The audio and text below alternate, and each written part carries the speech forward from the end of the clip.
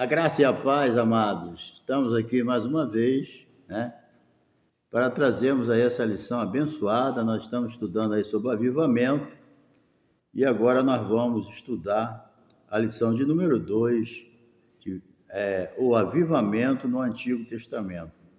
Durante toda a história, né, do Antigo Testamento, da igreja, o ser humano que serve a Deus, ele está sempre precisando de avivamento, sempre precisando de uma renovação, porque a gente vive num mundo pecaminoso e muitas vezes a gente gasta nossas energias, né, nesse mundo espiritual e precisamos, né, abastecer novamente as nossas baterias espirituais, entendeu? E o avivamento é um meio que Deus usa para acabar com esse desgaste espiritual na nossa vida e nos manter na presença de Deus, servindo a Ele avivado, com prazer, com alegria no coração, certo? Então, o avivamento no Antigo Testamento, é lógico que vai ser sintetizado, não tem como a gente, né, querer detalhar todos os avivamentos que houve no Antigo Testamento, mas você pode, né, com a sua calma e paciência, ler essas partes importantes que revelam um grande avivamento no Antigo Testamento. Quando é que vinham esses avivamentos? Bem, o povo israelita, desde os primórdios, eles tinham uma fascinação muito grande pela idolatria, porque o inimigo enganava eles, mostrando, olha, as nações em volta tem o Deus do sol, Deus da lua, Deus da floresta, Deus da lavoura, Deus da chuva, né? E Deus da prosperidade, um monte de deuses. E vocês só têm um. Então isso deixava, né, devido à ignorância daquele povo, de não ouvir a voz de Deus, eles ficavam enfeitiçados com isso. Aí queriam imitar as nações, sendo que Deus levantou Israel justamente ao contrário, para que Israel atraísse as nações para Deus, entendeu? A igreja, a Bíblia, né, mostra que Jesus falou para a igreja, ide e pregai, mas Israel ele teria que ser ali um exemplo a ser seguido, que as nações olhassem em volta e vissem, poxa, Israel aí é um povo diferente, né? Serve um Deus diferente, mas não, aconteceu o contrário. As nações que atraíram Israel, isso aí trouxe muitos problemas de disciplina, de correção, né? Mas sempre quando o povo caía nessa situação, Deus enviava profetas para despertar o povo, para voltar para os caminhos do Senhor, e quando o rei, né, obedecia e obedecia essa voz, quer dizer, havia um conserto com Deus.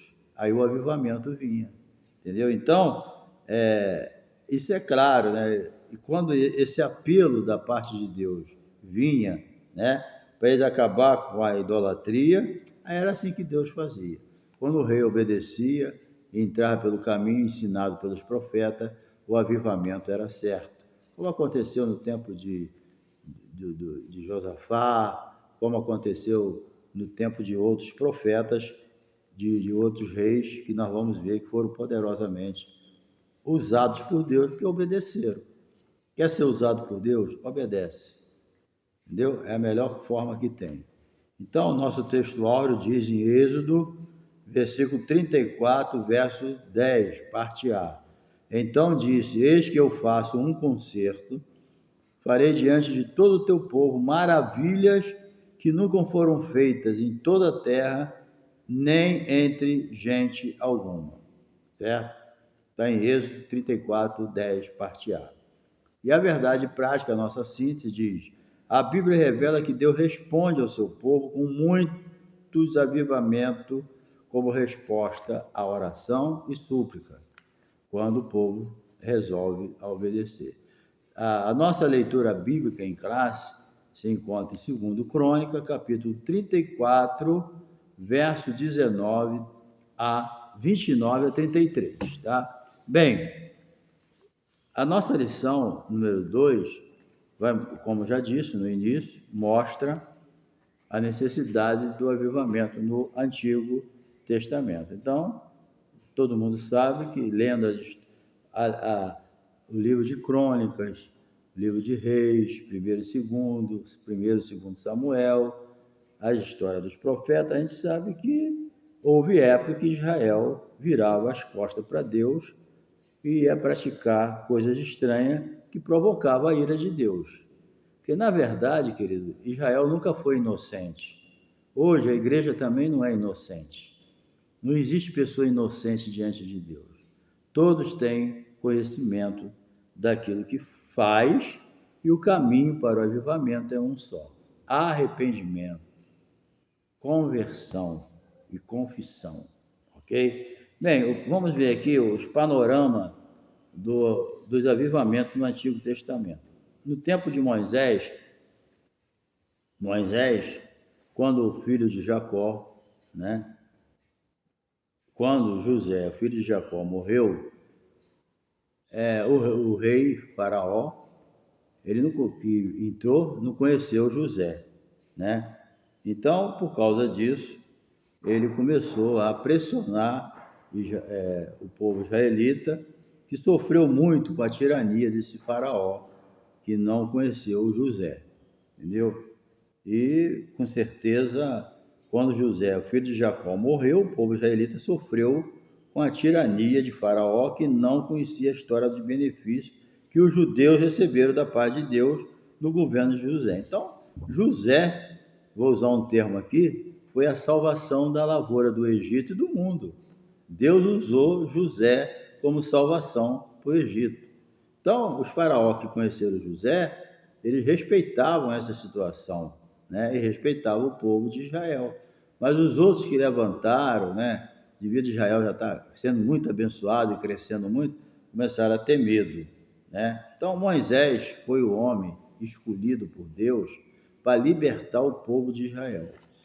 E Moisés, ele esteve ali no Monte Horebe, né? E ali apareceu o anjo Jeová do Senhor ali, na sarça ardente, e falou com ele e comissionou ele para aquela obra, entendeu? Então, diante dessa visão da sarça ardente, ele via a sarça sendo incendiada e não se consumia, ele se aproximou ali e viu que aquilo ali era uma maravilha de Deus, né? E Deus, através daquela sarça, falou com ele e deu a ele as diretrizes necessárias para que ele fosse aí ao Egito e lá, junto com Arão, libertasse o povo oprimido por Faraó, entendeu? Então a gente vê que por intermédio de Moisés, Deus, né, exerceu juízo sobre Faraó e de maneira poderosa enviando 10 pragas, né, ali no Egito, fazendo com que o rei, por causa disso, deixasse o povo ir. Uma história bastante conhecida, e ali começa uma nova situação para o povo de Israel, saindo da escravidão para a liberdade, um avivamento, né? E também o avivamento no tempo de Samuel. Deus, ele usou o profeta Samuel. Samuel foi um homem muito usado por Deus. Ele já foi bebê, neném, né? Não vou dizer bebê, mas quando ele diz mamou, a mãe levou ele lá para o tabernáculo, lá para a casa de Deus, para ficar aos cuidados de Eli. Então, Samuel foi criado na casa de Deus, ali aprendendo tudo, e foi um homem tremendamente usado por Deus. Ele era juiz, era sacerdote, né? Então, e profeta também, profeta, juiz e sacerdote. Foi um dos poucos que teve um triplo ministério, né? Samuel, muito usado por Deus. E ele, logicamente usado por Deus, ele começou a revelar a situação de Israel no momento, que era de apostasia, certo? Desprezo pelo sagrado, né? No tempo de Eli.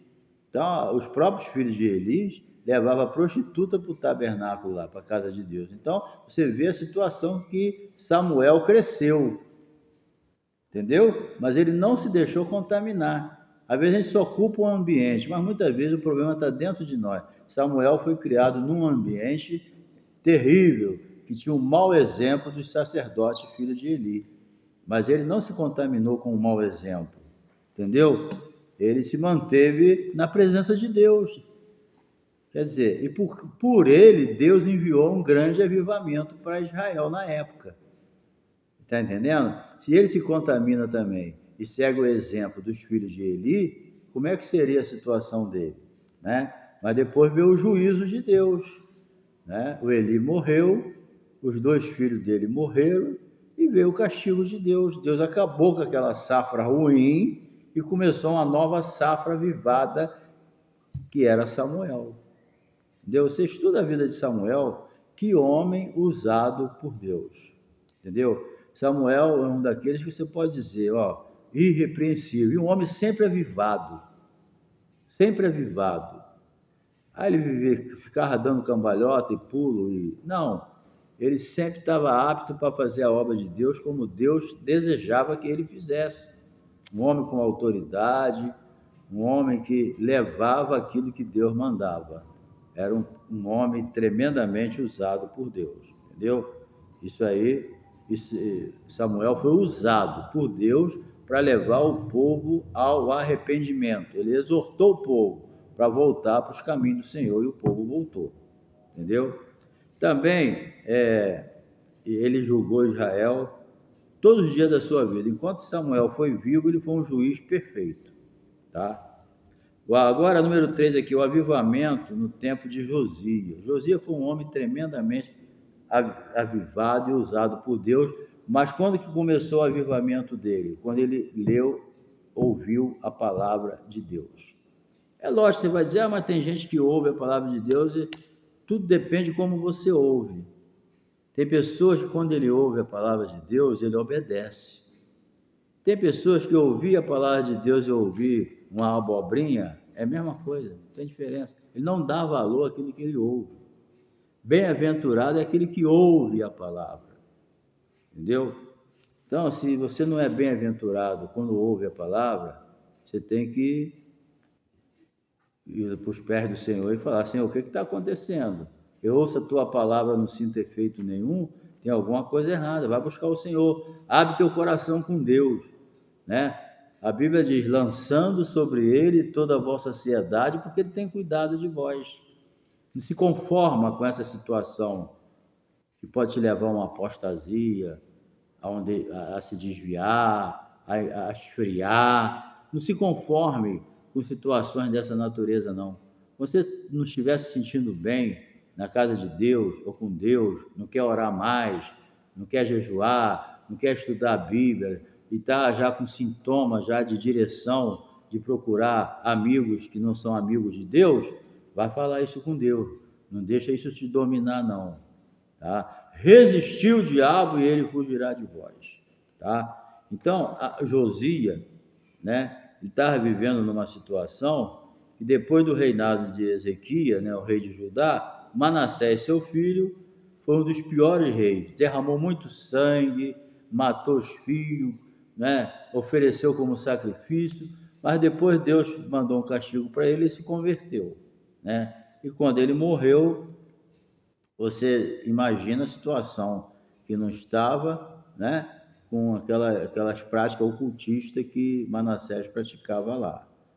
Ele morreu e não deu tempo de arrumar toda a confusão que ele mesmo arrumou, certo? Mas Deus, né, puniu ele enviando o exército assírio e ele se converteu, né? Deus deu uma nova oportunidade a ele. Agora você vê, um rei como Manassés se converte, quem é que não se converte mais? Só quem não quer. Manassés é um rico exemplo de que Deus não faz acepção de pessoa. Só não se converte mesmo quem não quer. Deus permitiu uma crise, olha só a crise. Deus permitiu uma crise na vida do rei Manassés e nessa crise ele se converteu. Está entendendo? A crise funcionou para ele. Então, na visão, na ótica de Deus, a crise tem sempre essa finalidade, entendeu? Então, Deus assim fez. Então, após a morte de Manassés, né? Então, esse rei não seguiu o exemplo do pai, né? Lógico, Ezequias, e governou de maneira corrupta. Aí foi até morto. Bem, então, diante desse momento incerto, o rei Josias realizou uma verdadeira reforma espiritual na nação. Ele derrubou, olha só o que ele fez. Ele derrubou os altares aos demônios. O povo de Deus fazendo isso é triste, né? Mas é o que estava acontecendo. O povo de Judá estava adorando os demônios, porque o apóstolo Paulo falou: por trás dos ídolos estão quem? Os demônios. Entendeu? Então isso aí não tem como fugir. Adora ídolo, está adorando é demônio. Certo? Tem que ter essa compreensão. A Bíblia não muda. Certo? Não muda. Então, ele mesmo ficou à frente dessas ações. Então, quando é que ele se converteu? Quando acharam o livro da lei. Olha só, a situação de Israel ou de Judá estava tão difícil que perderam até a Bíblia. O Velho Testamento, a Bíblia sumiu. Olha só o interesse do povo. Tem gente assim, né? Que a Bíblia dele já sumiu há muito tempo. Falta avivamento, querido. Quando tem avivamento, a Bíblia ocupa o primeiro lugar na nossa vida. Quando a Bíblia some da nossa vida, a Bíblia sumiu, querido, falta avivamento. Tá? Então, quando acharam o livro da lei e leram diante dele, ele se humilhou, chorou, se converteu. Entendeu? Ali ele entrou no caminho. Ele não estava errado, mas ele estava vivendo do jeito dele. Mas quando ele leu na Bíblia o que Deus ia fazer para os desobedientes e a bênção que ele tinha para os obedientes, ele chorou, se converteu e mudou de atitude. E é isso que Deus quer. Entendeu? Assim, o Altíssimo usou a reforma. Olha, você lendo a reforma que Josias fez, foi uma das maiores reformas realizadas na tribo de Judá. Entendeu? Foi muito uma coisa mesmo de coração. Confissão e agradou a Deus, hein? Agradou a Deus. Deus mandou, quando ele foi consultar o profeta mandou, Deus usou o profeta para dizer para ele, ó, que se agradou daquela atitude dele, que realmente ele se humilhou. Bem, a confissão de pecado e retorno à palavra de Deus. Neemias, ele foi um homem chamado por Deus para fazer uma grande obra ali em Jerusalém. Ele soube a notícia de que Jerusalém estava abandonado, os muros caídos, o templo parece que já estava arrumado, mas os muros, e ele ficou muito triste com isso, chorou, e passou alguns meses jejuando e orando, que ele sentiu no coração que ele seria um instrumento usado por Deus para fazer essa obra lá em Jerusalém, levantar os muros. Neemias, com 52 dias, ele botou o muro normal. Ele reformou o muro todinho em 52 dias. Entendeu? Então, ele já sentiu que Deus ia usar ele lá. Então, começou a jejuar e orar. Esse é o caminho certo. Quando a gente sente que Deus tem algo na nossa vida e a gente não está entendendo bem e não sabe nem como fazer, o caminho é jejum e oração. Aí Deus revela, né? E ele vai usar pessoas também. Deus, ele não é limitado, não. Tudo está na mão dele e no controle dele. Entendeu? Aí o que acontece? Ele usou o rei, né? A coisa mais difícil que poderia acontecer era um rei liberar um copeiro para passar até anos fora. Entendeu? Jamais um rei ia fazer isso. Ele liberou numa boa, na amizade. Não foi com raiva, vai, não. Você vai, vê o tempo que você vai ficar. Ainda deu material para ele levar, para reconstruir o muro. Deu soldado para proteger, deu pessoas para trabalhar, para ajudar no trabalho. Né? O trabalho foi feito pelo povo, né, de Judá, mas ele mandou pessoas para ajudar também. Mas tudo isso é o quê? Resultado de oração. E é interessante que na oração que Neemias fez, ele falou assim, o povo pecou mesmo, mas perdoa esse povo. E se incluiu também, tá entendendo? Ele não ficou como cara. Não, eles são pecadores, tem que morrer. Não, ele se incluiu como pecador também, porque ele era. Ele podia não estar enquadrado nos mesmos pecados dos caras, mas pecador todo mundo é, gente. E ele se incluiu também, ó. Nós pecamos, nós erramos, nós não fizemos o que era certo. E Deus se agradou, tá entendendo? E preparou o lugar para Neemias. Então, o que houve aqui? confissão de pecado e retorno para a palavra de Deus. É isso que a gente tem que fazer.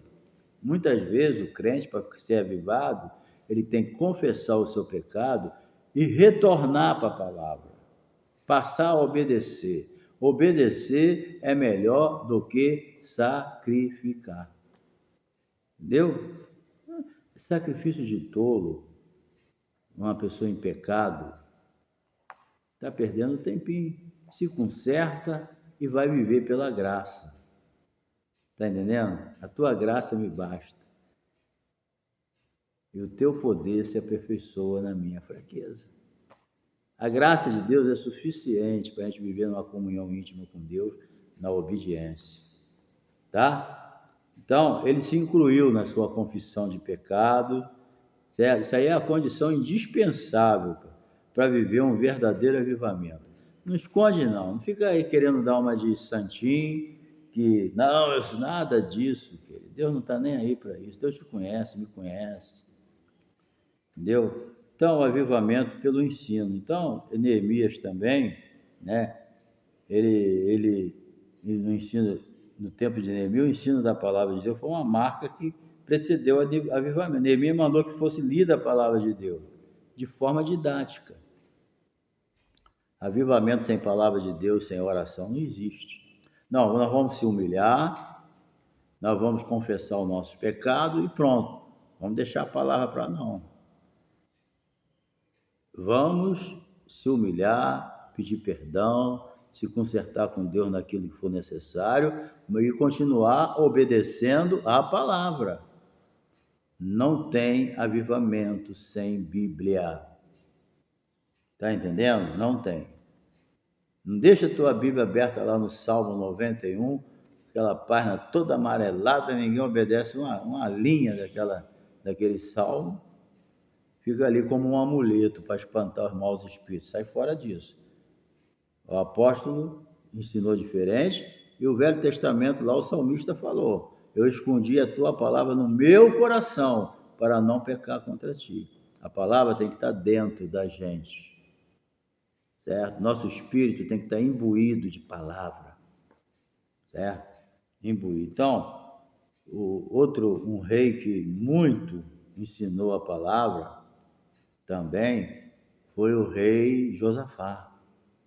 Josafá criou um grupo de pessoas capacitada para ensinar a palavra às tribos, nos arredores, nas cidades, até nas cidades longe de Jerusalém. Josafá enviou pessoas para ensinar a palavra. Está entendendo? Por isso que o ministério dele foi o reinado de Josafá foi um reinado de vitória. Ele teve os erros dele, mas foi um reinado de vitória e avivado. Entendeu? O único problema de Josafá é que tinha umas amizades com Acabe, com o filho dele e tal. Isso aí trouxe uns probleminha para ele, né? Ele não vigiou nessa parte. Mas era um homem que queria ensinar a palavra de Deus. Tá entendendo? O próprio Jesus, quando foi para o céu, ele mandou pregar a toda criatura, mas também falou para ensinar todas as nações. Porque muita gente não entende o avivamento, porque falta ensino. Está na hora dos líderes ensinar o avivamento pela palavra, o avivamento pela obediência. Entendeu? Obedecer é melhor do que sacrificar. Às vezes a pessoa faz um sacrifício enorme, né? Não que Deus despreze algum sacrifício, mas sacrifício sem palavra, sem Bíblia, é sacrifício de tolo. Entendeu? Então, precisamos vigiar nessa parte, tá? Vamos buscar o avivamento, mas vamos retornar à palavra de Deus confessando também os nossos pecados. Então, a confissão de pecado e retorno à palavra de Deus. Neemias fez isso com maestria. Vamos lá. A última parte, o avivamento e a palavra de Deus. Bem, a palavra de Deus, ela é tremenda, né? Por isso que o inimigo não quer que você leia a Bíblia, certo? Tem pessoas que a Bíblia para ele é um desodorante. Ué, como assim? Quando chega na hora a Bíblia fica lá, ele nem vê, passa a semana toda sem Bíblia. Aí quando ele vai para a igreja, ele pega a Bíblia e bota debaixo do braço e vai para a igreja. depois vem para casa, bota debaixo do braço e vem para casa. É assim, parece um desodorante. Só para isso, não lê, não põe em prática. Quer dizer, é um desor. E outros, né? A Bíblia para ele é um livro maravilhoso. Conversa com ele, a Bíblia é maravilhosa e vive maravilhosamente fechada. Está entendendo? O cara não abre a Bíblia de jeito nenhum. Chega em casa, não sabe nem que existe Bíblia. Ela vive maravilhosamente fechada. Aí tu fala, e a Bíblia? A Bíblia é maravilhosa, maravilhosamente fechada. Vamos abrir a Bíblia. Quando você lê a Bíblia, você vai ouvir o que os homens do rei Josias falaram. Achei o livro da lei. Querido, não deixa o livro da lei estar perdido dentro da tua casa, não.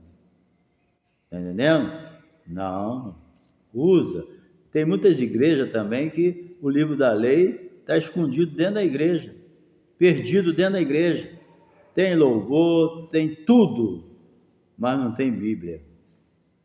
10 minutinhos para pregação. O livro da lei precisa ser achado.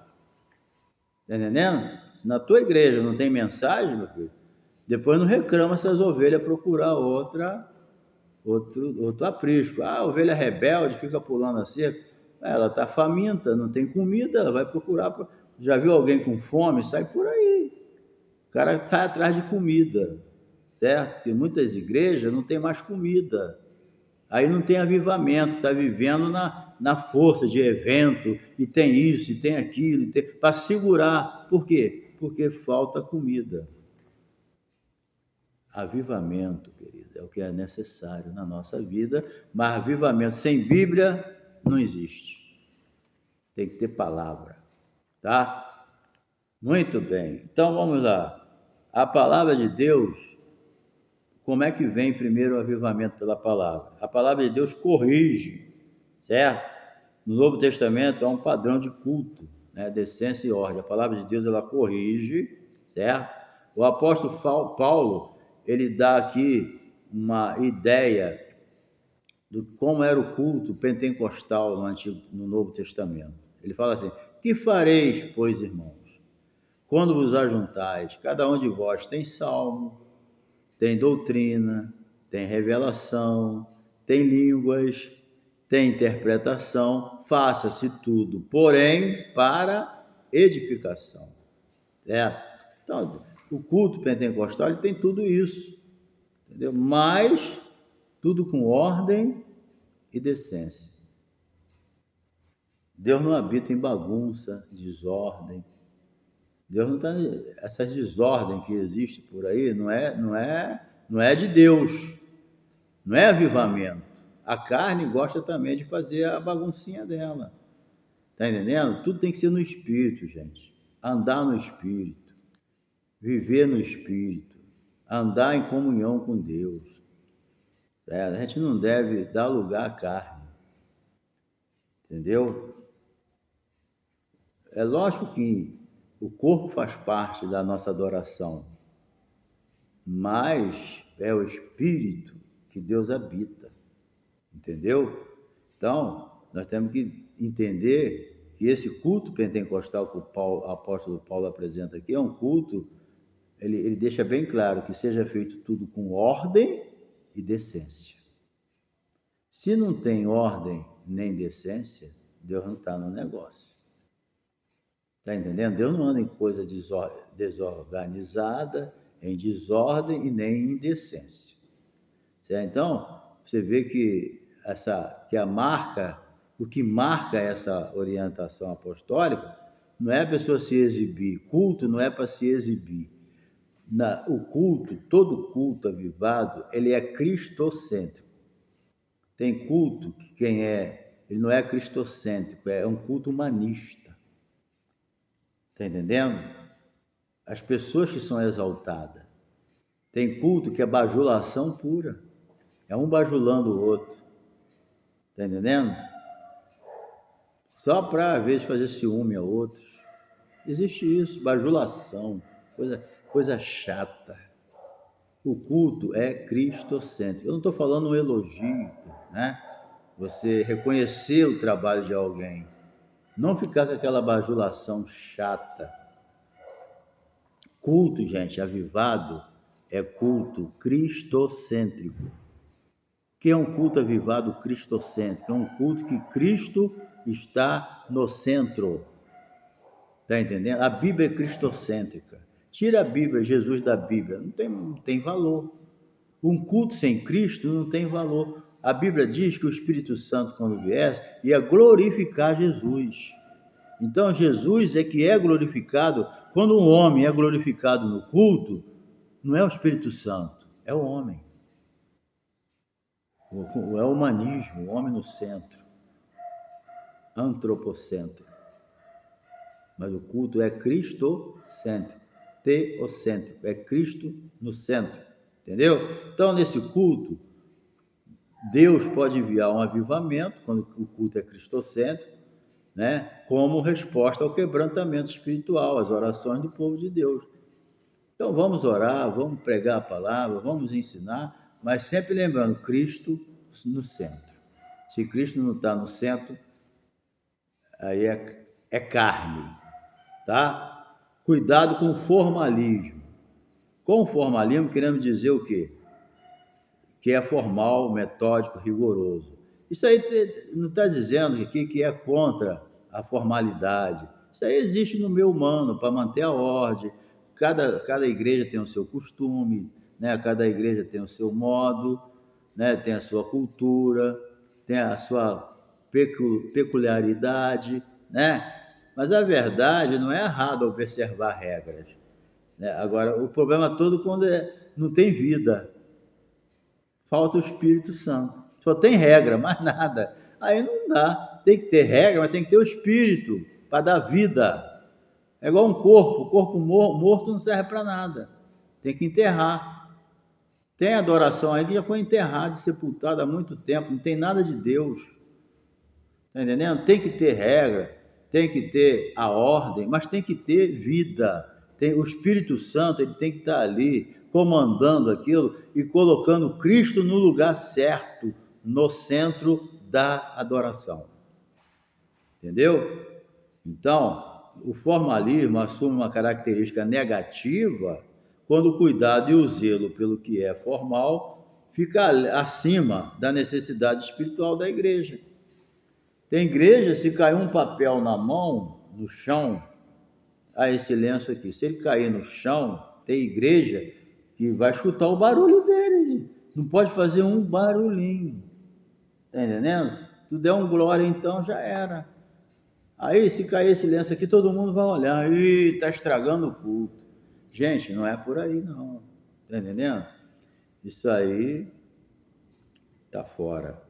Bem, então, quando Deus envia um avivamento espiritual, o Espírito Santo tem liberdade nessa igreja.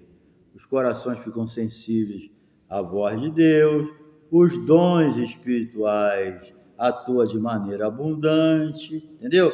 Então, Deus, assim, ele age a favor do seu povo. Tudo é feito de acordo com a palavra de Deus para a edificação do crente. Olha, culto avivado, ele tem 3 coisas interessantes. Primeiramente, adoração a Deus. O povo que está ali adora a Deus. Segundo, a edificação dos crentes. Os crentes se sentem bem no culto, crescem espiritualmente, adora a Deus, são edificados. Terceiro, tem palavra de salvação. Tem palavra de salvação. Esse é o culto verdadeiro.